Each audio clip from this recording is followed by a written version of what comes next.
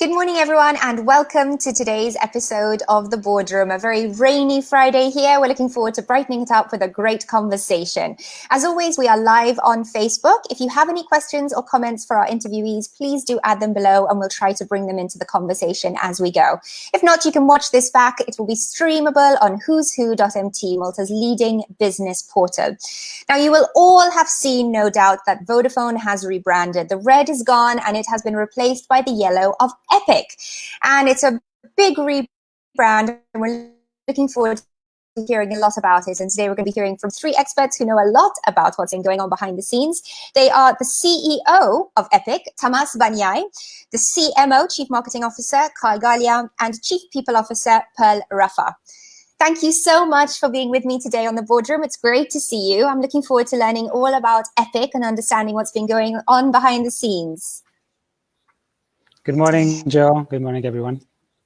Good morning. So, Tamas, I'm going to come to you first. You are, of course, the CEO, and I'd love to hear just a little bit about the rebrand. Obviously, Epic is the rebrand of Vodafone. Maybe you can tell us how this came about. Yes, thank you, Joe. It's a very important question. I think a lot of customers ask us, why did you have to change and what is this all about? Some already know that about 7 months ago, on 1st of April, Vodafone Malta was acquired by a new shareholder, Monaco Telecom.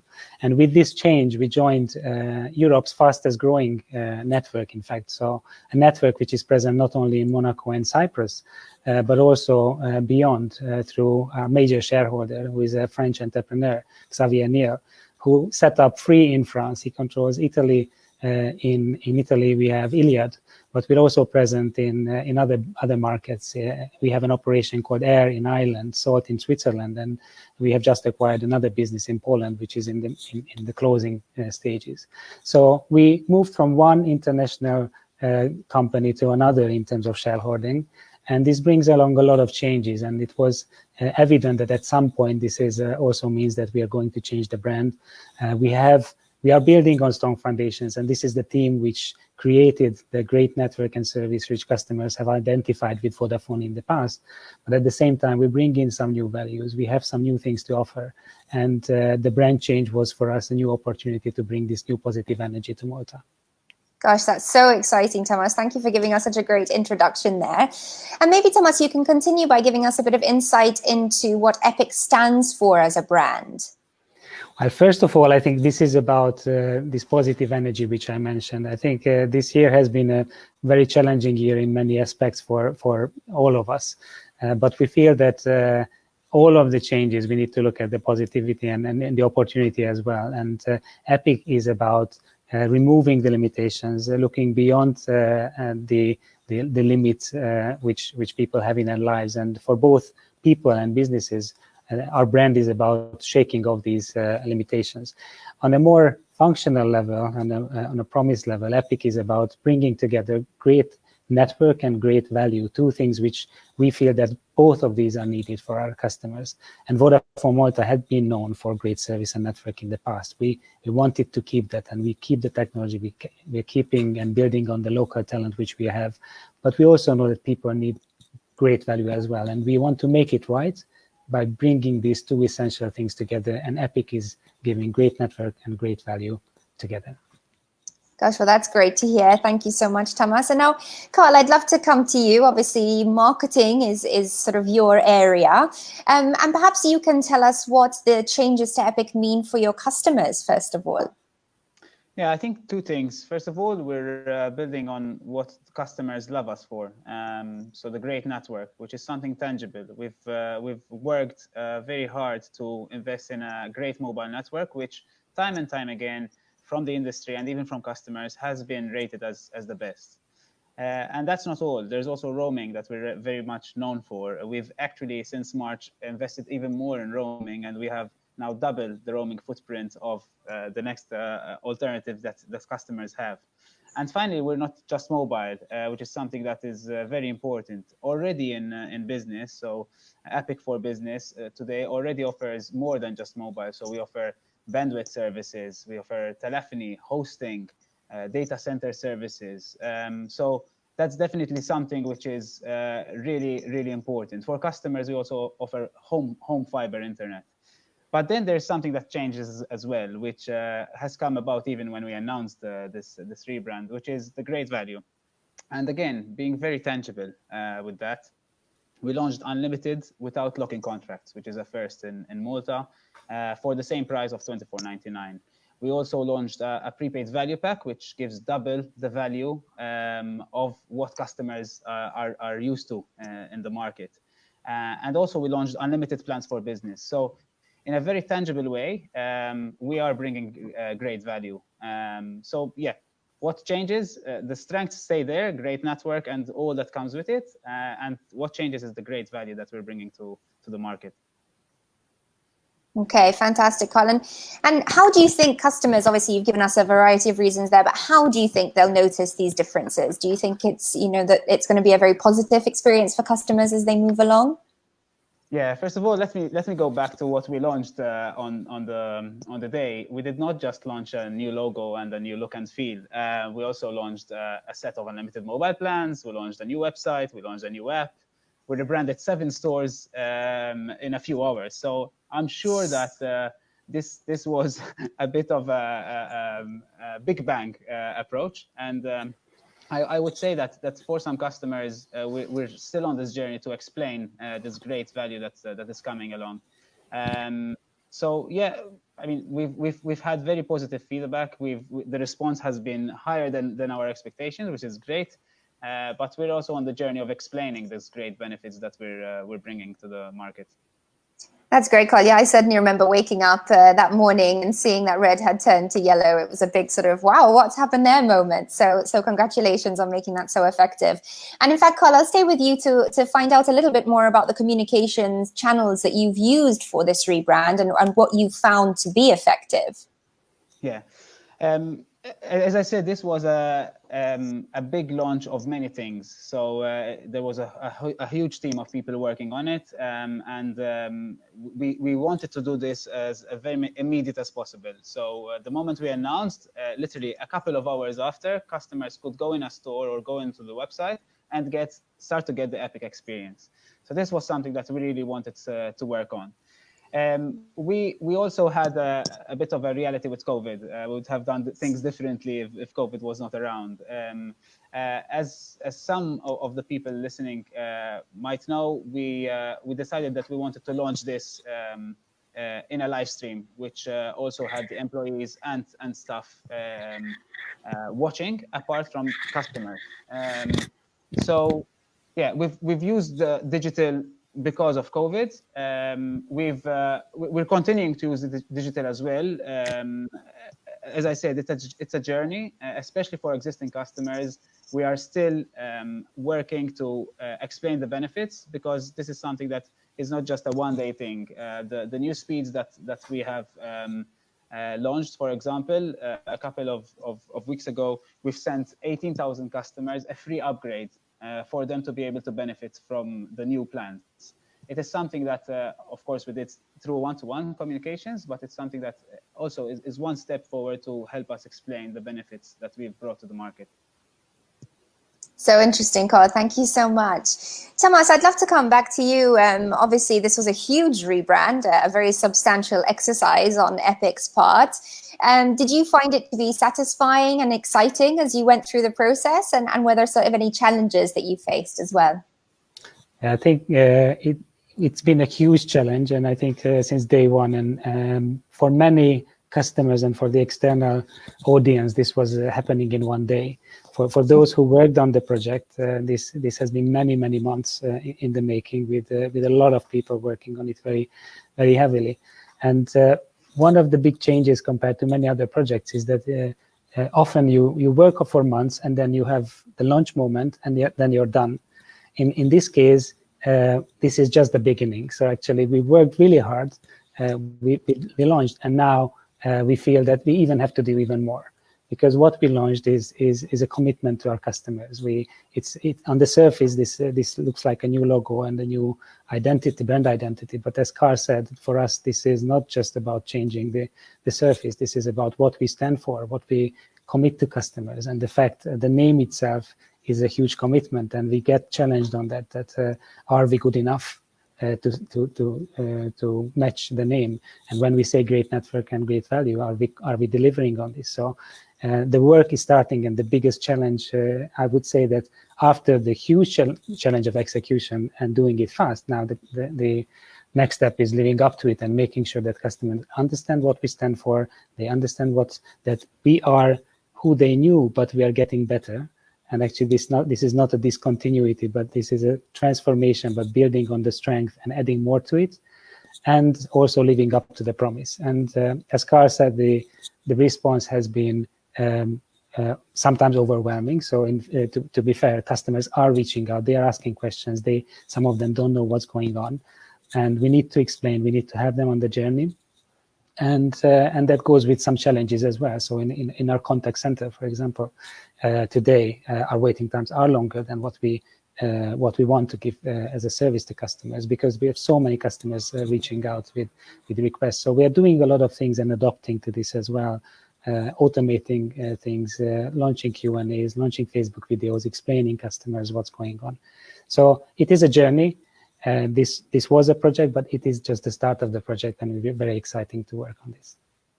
Okay, thank you, Tamas. And Phil, I'm going to come over to you now. You are Chief People Officer, so obviously your role is very, very focused on people. And you obviously worked through all of this during the pandemic, so very, very challenging times. And from your perspective, what were the challenges of bringing this to fruition at this time? Thanks, Jo, and hello, everyone.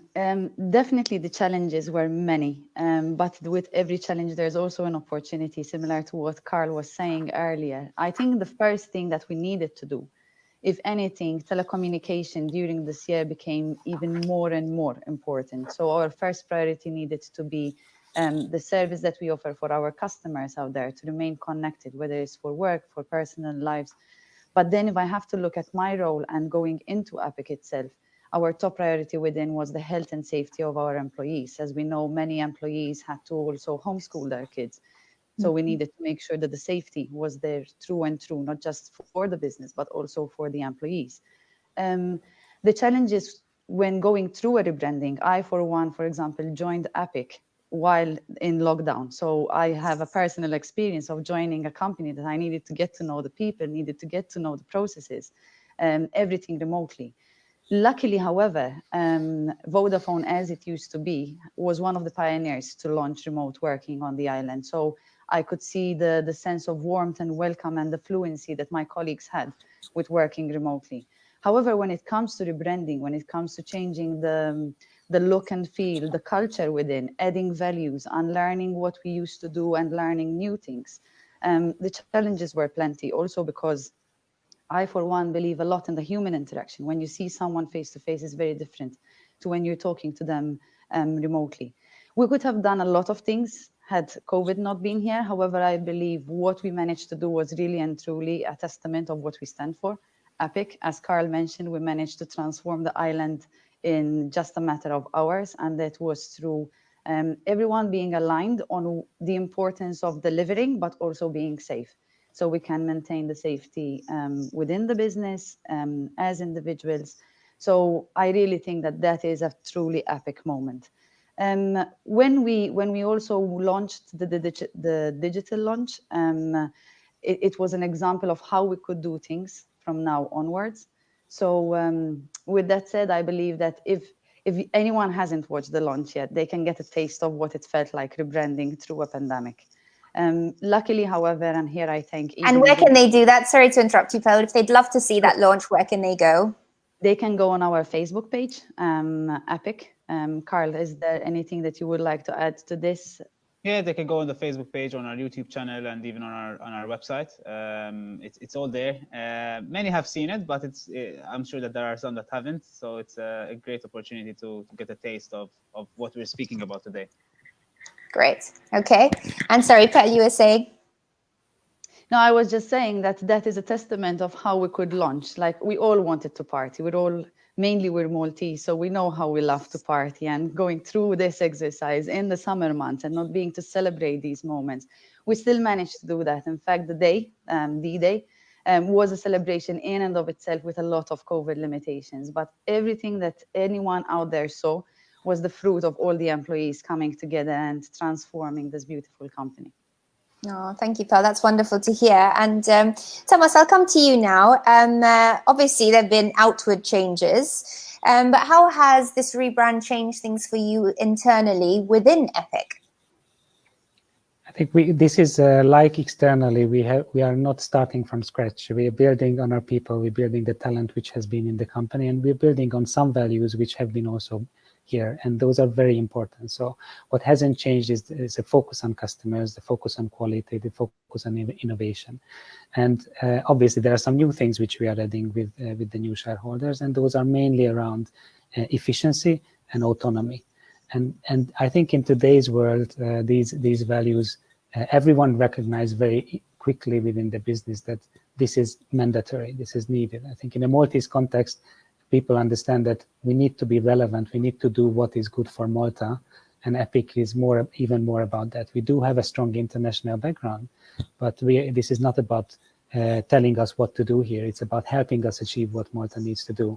And this is a bit of a mindset shift change compared to what we had in the past, not taking global recipes, but doing what is really right for the local market. So that is about autonomy. And that's what I think Maltese people and businesses do anyway. They adapt to the Maltese environment and they grow from here, and they look outside and they take best practices and they try to grow outside, but from within and building on local talent. So that was an easy thing to relate to. And the other point is around efficiencies. I think all businesses are looking at how to be more efficient in today's world. COVID has had a major impact on a lot of our operations. The way we look at it now is that how can we create efficiency to put it back and give it back to the customer, either through giving better prices, creating propositions with better value, or creating more innovation and more investment. And this is a mindset shift change to previous thinking. And let's say you are given a budget and you just work within the limitations. Whereas now we think as this is our company, we are responsible for making it happen for our customers, and that means thinking about all the choices.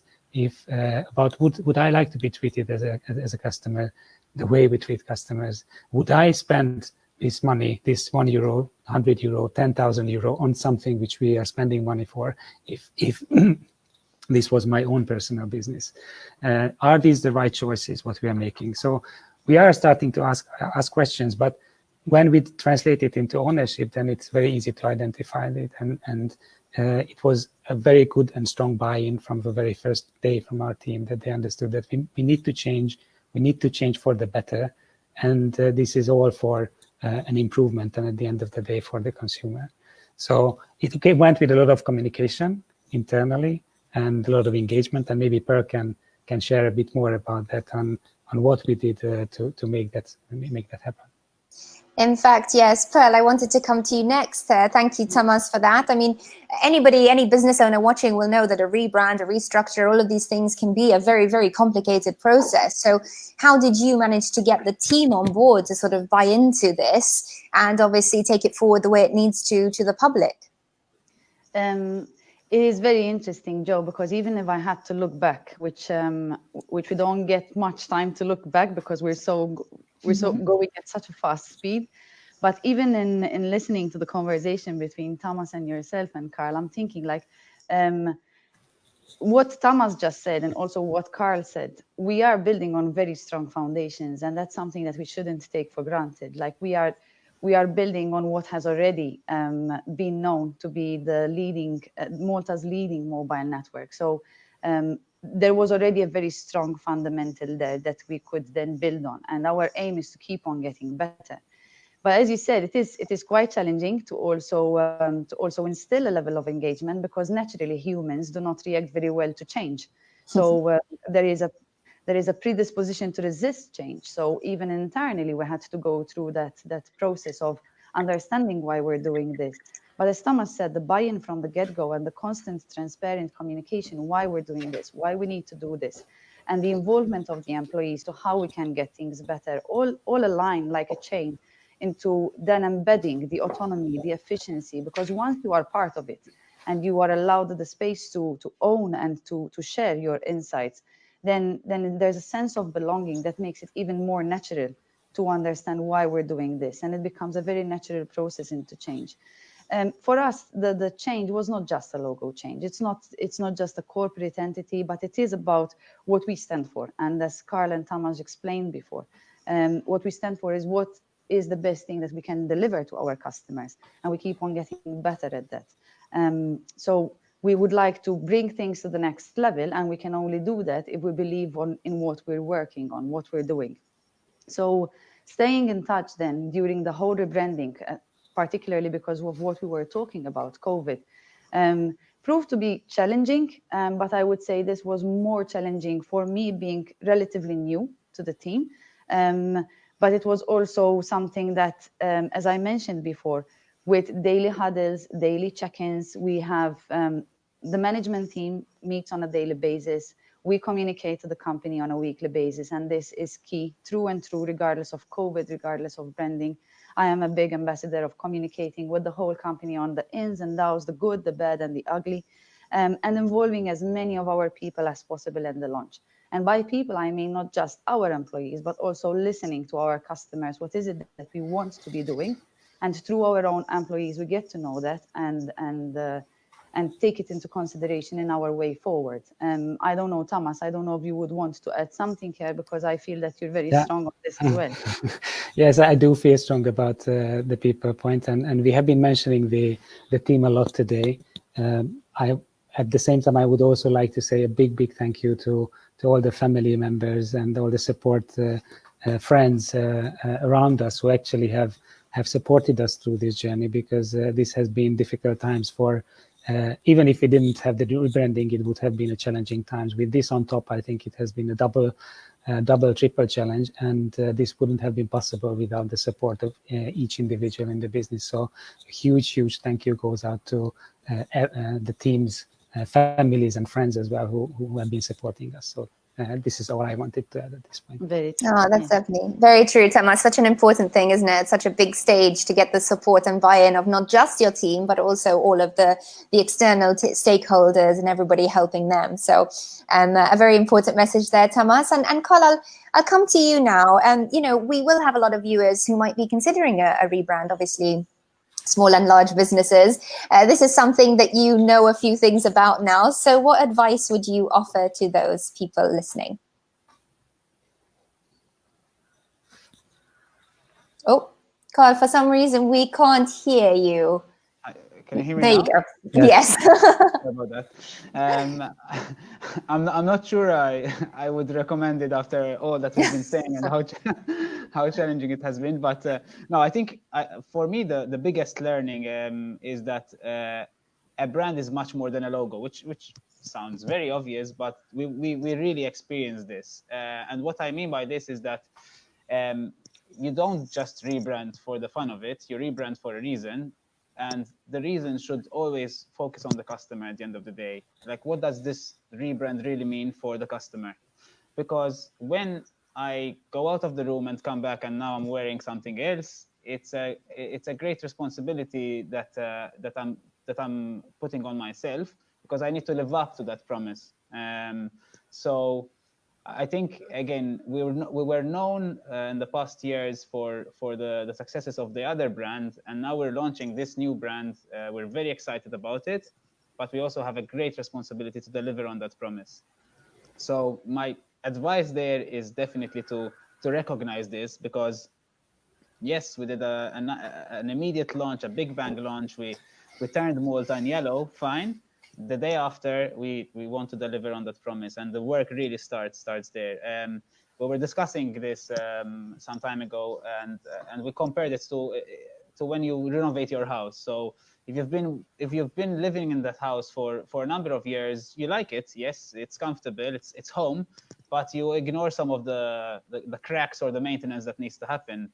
But then you do it all up, and suddenly every spot, every detail, you realize that is there. And it's the same with our customers. I mean, now that we have rebranded, their expectation is even higher than it was. And especially with a name like that, they hold us very much accountable. And this is we're fine with this, and it's even fine for them to sometimes hold us accountable and be very much expecting a high level of service. We wouldn't have chosen that name if we weren't ready to deliver that promise. But really, I think the work starts now for us, and this is probably the advice, that a rebrand is definitely more than just changing a logo, and the real work starts after the rebrand, where you're really not just showing a new look, but really delivering on that promise, which is what we are all focused to do. Well, that's so exciting, Karl, and I'm sure on behalf of all our viewers, it is very exciting to see what Epic's going to come up with. And in fact, to complete our conversation today, Tamas, I'd love to come to you just for your thoughts on sort of what happens next for Epic and what can your customers expect from 2021? So 2021 is almost around the corner, so it is really very close. And I think our imminent first tasks is about communication and making sure that customers understand what we are doing and this journey where we are at. Apart from communication, as Karl said, it's about customer service and making sure that we do good service. Where we need to improve, we improve. And especially, I think at this point, probably one of the challenges is dealing with the demand, which we're completely committed to. And obviously, we have some very exciting new things coming out. So we've just relaunched the full portfolio. We've got new plans for top-up customers. We have new plans for consumer postpaid. We have new plans for business with unlimited. And we are working on some new things, which at this point I cannot share in detail. But I think the overall strategy for us is that we want to be the provider which gives customers all the services which they need. And a lot of customers know us from mobile. In the past, as Karl mentioned, for business customers, we already provide a large range of other services as well, from bandwidth to international connectivity and beyond. There is IoT, Internet of Things, which is a very exciting technology. We have a dedicated network for it, so we would like to support businesses, especially businesses, to think about the opportunities this brings and how they can leverage that more. And we've got great plans around that. And for residential customers, it's offering more services. So as I said, not just mobile, but home internet as well. And we've got some very exciting propositions around fiber internet and building on top of that in the future. So very briefly, great network and great value together, and with a lot of things to make sure customers not just understand the words, but get the value and the meaning behind it as well. Well, that's fantastic. Tamas, thank you so much for rounding up that conversation there, giving us so much to look forward to on behalf of Epic. It's clearly been a great and exciting year for you so far to get all of this launched, and obviously great things to come in the future. So Tamas, Pearl and Karl, thank you so much for being with me today on the Boardroom. Really appreciate it. Great to have you here. And to all of you at home, as always, thank you for being with us on the Boardroom. We look forward to seeing you next time.